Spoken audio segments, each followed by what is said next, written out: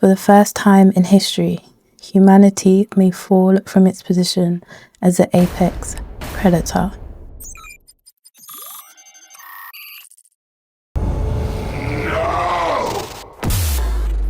A technical report titled AI 2027 predicts with high probability that humanity loses control over artificial intelligence within the next 2 decades. Artificial intelligence. Artificial intelligence. Artificial intelligence. But artificial intelligence. Artificial intelligence. Artificial intelligence will. This research was led by Daniel Kokotallo, a visionary who successfully predicted the rise of chatbots, million-dollar AI costs, chain of thought reasoning, and AI computer chip export bans. I've spent the last couple of years going through the mathematics and the neuroscience to gain a deeper understanding beyond the hype and the headlines. And today, you will dissect my thoroughly researched explanation based on mathematical analysis for why the predictions of the AI 2027 report will never happen. The use of AI tools is strictly reserved for editing assistance and clarification of ideas. All concepts, analysis, insights, opinions, and theories are derived either from primary academic sources, such as research papers and academic books, or from my own independent thought. Any information drawn from external resources is properly referenced. All unreferenced material reflects my personal interpretation. Also, this is a 4-part documentary series, and we all know how YouTube is with small channels. So if you want to have a chance of ever seeing us again, please like, subscribe, and also click the notification bell so you can be notified. Or even better, you can remember our name, Cybion Labs. So AI research didn't begin with machines or even symbolic logic. It began with a single goal, a formal attempt to capture the essence of consciousness itself. He wasn't interested in the appearance of intellect. He wanted to create consciousness. Somewhere between the inventions of Alan Turing, which helped us win the World War II, and the current AI race, we've lost the original question: can machines think? Or in other words, can human intelligence be reverse engineered? My name is Olivia Jayeola. I'm a computational neuroscientist, and today you can join me on the most thoroughly researched quest you've come across to answer the questions: what is intelligence? And can it really be reverse engineered?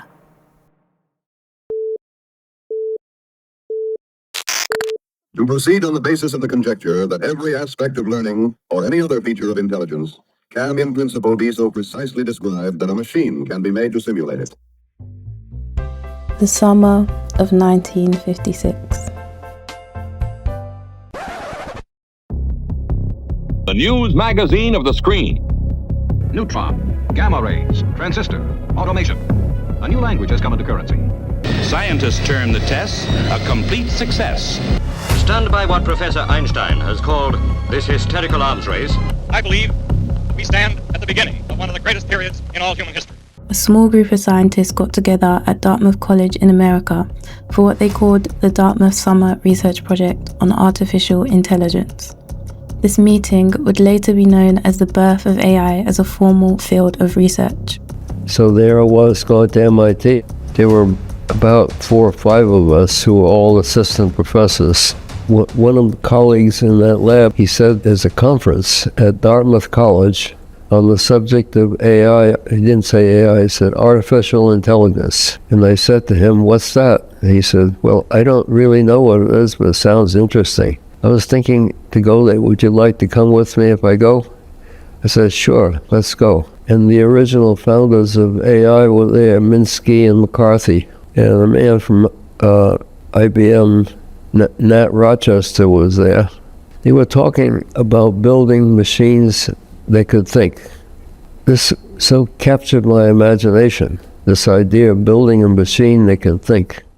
The Dartmouth conference was inspired by Alan Turing's 1950 research paper, where he posed the question, can machines think? What really worries me today is what's going to happen to us if machines can think. And what interests me specifically is, can they? Sadly, he was not alive at the time, but to understand why his ideas still have an impact on AI today, let's go back 17 more years to 1939. making this almost 90 years ago. The year Alan Turing did something truly visionary by translating abstract mathematics to practical computation to help beat Nazi Germany in World War II. The first cannon shot of the Second World War. On the 25th of September, Hitler orders the bombing. The German Enigma machine, an electromechanical rotor device that encrypted military communications, ensuring Nazi intelligence remained classified. And to make matters worse, the machine produced configurations on the order of 10 to the 23. So they could have a new code every day for about 3 quadrillion years. The world had 24 hours to crack this code every single day. At the time, methods for cryptography included pattern matching, linguistic inference, frequency analysis, basically all manual methods, until 1939, when Alan Turing was recruited by the British government and completely changed the game, using the abstract idea of a thinking machine. It's beautiful. Turing treated the problem as one of information and logic, not just decoding letters.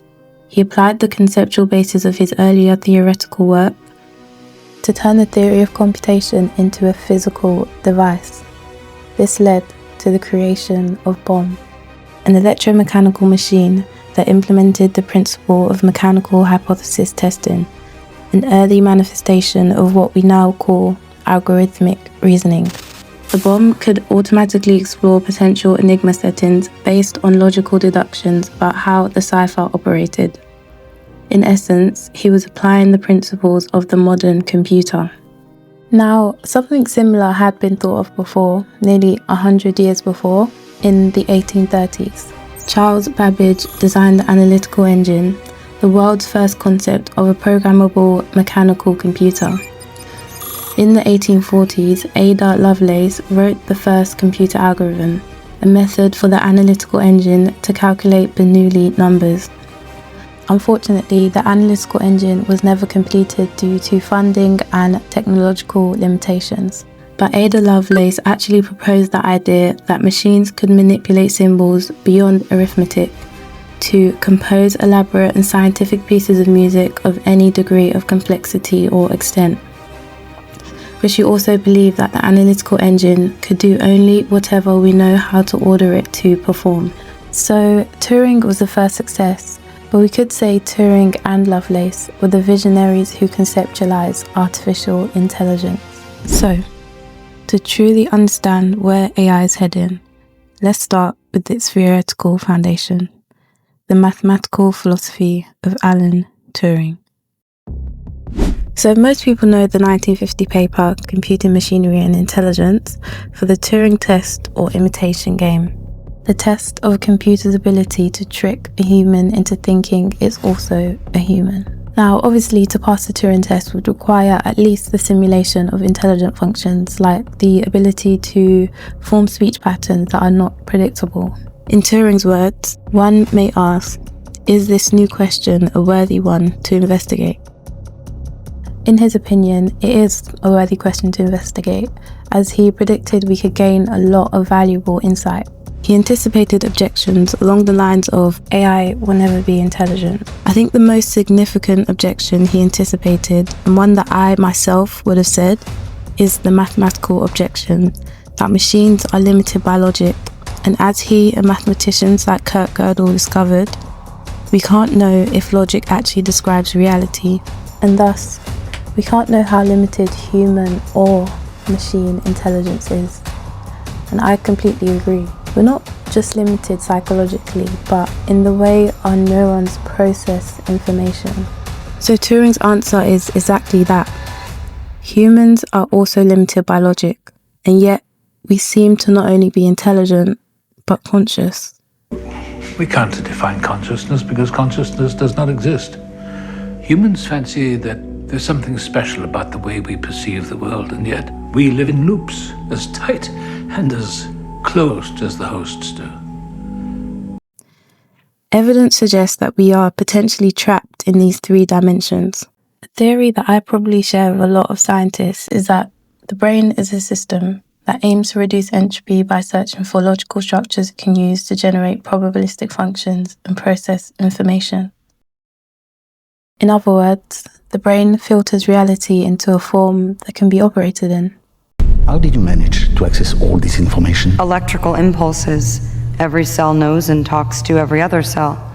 They exchange 1,000 bits of information between them per second. Information potentially doesn't need logic to be information. We see this in parts of reality that don't follow the same patterns that our three-dimensional reality follows. But humans and maybe anything that exists in three dimensions, in these three dimensions, need logical structures to process information. Like, we need a pattern, a logical pattern to be there in order for us to have the ability to process it. So yeah, human intelligence is limited by logic. But how can a creature limited by logic create something that is more powerful than itself? Or even a limited creature attempting to reverse engineer its own limited intelligence? Focusing on the simulation of intelligence would just fool us into thinking we're observing actual intelligence. They seem like they're alive. Are they alive? Is it alive? No, they don't do anything unless you ask, right? Like, they're just sitting there kind of waiting. They don't have like a sense of agency or autonomy. Turing also addresses this when he preempts people arguing that AI could just be faking intelligence. His response was basically, how do we know humans are really intelligent or conscious and not just faking it? But I think that is the point. We don't have the intelligence or the power to make accurate qualitative measurements of these phenomena. The only thing we can really do is try to understand them quantitatively or understand their inner workings to be able to improve them and measure them. I think the best we could do is understand these things quantitatively or understand their inner workings in order to really improve them and create truly intelligent systems, if that's even possible for us to do. Now, I'm not saying that the AI we have today is not real or like it's not good, because it works for a lot of different applications and it's quite powerful. Even I was surprised at how powerful it is or was when I first kind of used ChatGPT. But what is really going to happen? How probable is the AI 2027 report? What I believe is going to happen is not that the AI will be more powerful than us, that it will end the world, that it will become like super destructive. From what I understand about how the industry kind of their research aims, I don't believe that they're ever going to create a system that is even intelligent in the first place, and also a system that can have like autonomous thoughts and goals. But what I think is going on and what is actually happening is that the big tech companies are basically trying to change society, trying to change what we value in society, especially when it comes to labour markets. So right now, we could say, for example, a cleaner gets paid less than like a software engineer because we value the skills of software engineer more than a cleaner for whatever reason, whether it's qualifications, whatever. But we live in a society that values certain skills over another. And if you think about it, there's not really a basis for that, these values, like the values that we have in the labour market. Like, for example, footballers get paid millions and doctors don't get paid millions. So there's no like objective truth to what we value in the labour market, at least. So anyone can come along and just change society, change what society values in the labour market. I think that's basically what they're trying to do with AI. They're trying to make us value, especially corporations, they're trying to make corporations value the skills of AI over human skills. Companies are going to start using AI more than humans because they value AI more. And also already, I guess the reason why it's probably easy for them to do this is because we already live in a society where like people obviously want things cheaper. So if something is cheaper, most of the time people are going to go for the cheaper option, even if like even if it's less value, but also if you can convince someone that the cheaper option actually has more value, then obviously people are going to buy the cheaper option that they've been convinced to think that has more value. So society is going to be changed and AI is going to take everyone's jobs, basically. That is kind of the apocalyptic situation. It's going to be a point where kind of corporations are going to start accumulating more and more power because they're able to use AI instead of humans, and then humans are going to be unemployed, and then we're going to have to rely on taxes and like stuff like that, and then they're obviously going to have a lot more leverage over people, and yeah, I think that's basically where the world is headed. But I don't know how, I don't want to say I'm weird, but yeah, I'm just really interested in AI. I think the research is really interesting, and understanding how the brain works and how to build a truly intelligent system. So if that's also interesting to you, let's continue with Alan Turing's research.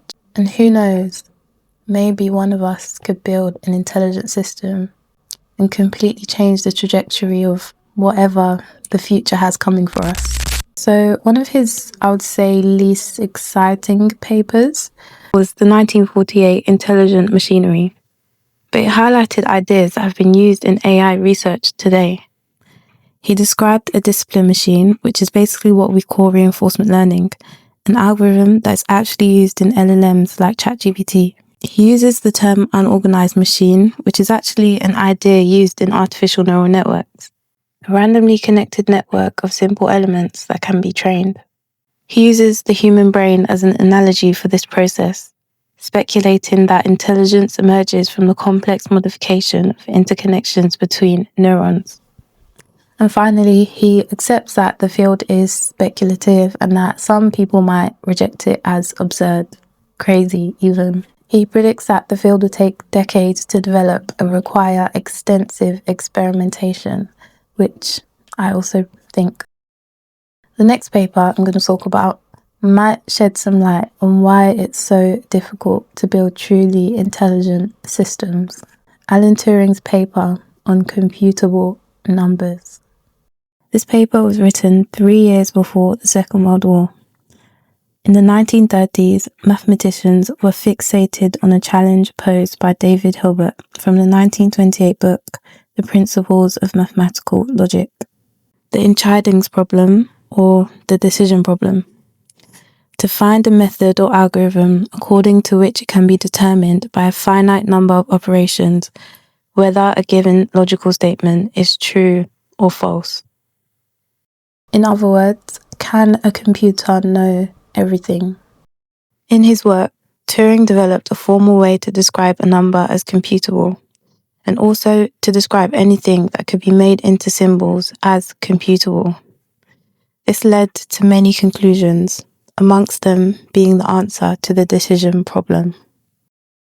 Theoretically, the class of computable numbers is similar to the class of real numbers. One of these bullets is like us, travelling forwards through time. The other one's going backwards. Can you tell which is which? How about now? It's inverted. Real numbers exist in reality, even if we will never be able to fathom most of them, like 99% of them, like an infinite amount of them. But computable numbers exist in, I guess you could say, cyberspace, where a lot of numbers are approximations of real numbers. So what is the link between reality and cyberspace? Do computers generate their own reality, or are they connected to ours? Let's find out. So both computable and real numbers are any number, variable, or function that has logical rule-based structure, can be arranged in a sequence and or calculated. But we don't consider the full set of real numbers, which is infinite, to be constructively existent. Not because the numbers don't exist. All real numbers are countable and well-defined. But because we can never conceive of or envision or comprehend the full set of real numbers. So the limitation isn't the numbers themselves, it's our ability to access them. Real numbers are not constructively existent, but are computable numbers constructively existent? In his paper, he states that by the correct application of one of these arguments, conclusions are reached which are superficially similar to those of Gödel, which have valuable applications, including to answer the decision problem. Well, have you met with Gödel? We walk here most days. Trees are the most inspiring structures. So Gödel's incompleteness theorem basically proved what I mentioned about our limitations and the set of real numbers, but applied to the whole of mathematics. He showed us that there are limits to what we can prove within formal systems like mathematics, meaning there are limits to what we can know are true. There are statements in mathematics that are undecidable. Actually, mathematics itself is undecidable. Douglas Hofstadter describes one of these undecidable processes as a strange loop, an example of a paradoxical process that potentially leads to the spontaneous emergence of something like consciousness. But we'll talk about that in the next video. So, mathematics has been proven to be undecidable. But what does that mean? We don't have the tools or the intelligence or the power to prove whether mathematics is inherently real. So one day, someone could come along with a new axiom that seems to prove that 1 + 1 = 5. And we wouldn't be able to say that its axioms are incorrect and our mathematical system is the one true foundation of quantitative reality. All social systems we put into place are a mere sketch. 1 + 1 = 2. That's all we've learned. But 1 + 1 has never equaled 2. There are, in fact, no numbers and no letters. There have been many occurrences in obviously more advanced mathematics where we can clearly see our system does not describe the ultimate mathematical reality. So Turing's goal was to extend this logic into computation, to find out whether a machine could effectively implement a method for listing all computable numbers, and potentially determine whether any logical statement is true or false. So he distinguishes between two types of machines, circle-free and circular. A circular machine set to this task will get stuck in an infinite loop. A circle-free machine wouldn't end up in an infinite loop per se. It would technically print the whole list of numbers, but it would keep enumerating forever since the set of computable numbers is infinite. So it would stop, but it would stop in an infinite amount of time. So, a circle-free machine would be our best option, but we would just have to come up with a method or an algorithm to basically tell us whether a machine is circle-free or not, and then from there tell us whether computable numbers exist. This is the paradox. Turing proves that there can be no machine for this task. There can be no general algorithm that can decide whether a machine is circular or circle-free, because this process never ends. So the decision problem can have no solution. Computers can't know everything. His explanation and conclusions are a little bit more complex than that, but here's the thing. The problem isn't that the computable numbers are incomputable. Again, the problem lies with the machines themselves, which echoes Gödel's conclusion. And to make matters worse, Turing used Cantor's diagonal argument to prove that some computable sequences are a direct contradiction of others, meaning they technically can't exist at the same time. The bottom line is, in our three-dimensional reality governed by space and time, we don't have the mechanisms, whether internal or external, to comprehend the existence of reality. Well, what does all of this have to do with artificial intelligence and the AI 2027 report? Does this prove that a computational algorithm could never be more intelligent and thus more powerful than a human? Let's say we keep this method of defining computable numbers, which means our limitations don't affect these numbers. A computable number can be computed by something, So all the logic that has been defined as undecidable could be made decidable. Maybe not by a Turing machine, but by some type of machine or being. What properties would this machine need? You have to see it for yourself. This is your last chance. After this, there is no turning back. You take the blue pill, the story ends. You wake up in your bed and believe whatever you want to believe. You take the red pill, you stay in Wonderland, and I show you how deep the rabbit hole goes.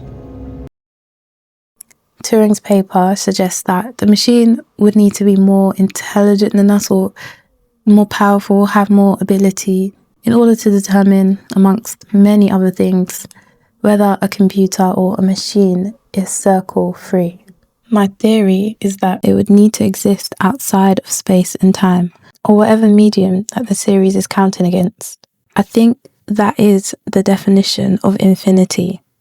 If something goes on forever, let's say time, for example, at some point the concept of time ceases to exist.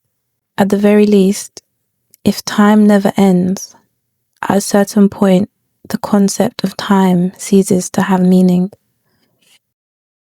Newton's Principia, Volume 1. Absolute, true, and mathematical time of itself and from its own nature flows equitably without relation to anything external. Time and space absolute, I know. Yes. Einstein actually disproved Newton's theory that space and time are absolute, which means our most fundamental measures of reality are not fixed. It could theoretically be possible to transcend space and time, or at least transcend the boundaries of the space and time we observe. And thus, the only way to see the end of that infinite thing is to transcend time itself. So, do you see where I'm coming from? How computers have the same limitations as us, or definitely a lot more limitations than us, and how much intelligence and power something would need to be more intelligent than a human. If we're assuming that human intelligence is in the limit of kind of what could be known in this three-dimensional reality, I think I would need to go away and think about this for a while to come up with a complete theory. But what I do know, or I guess my theory, is that for something to exist outside of space and time, by definition, it would have to be non-physical. Like, it couldn't be a physical thing. Or at least it would be really, really physically small in the way we perceive the spatial dimensions, length, width, and height. The only thing I can think of that would have that much power is the Lord, God.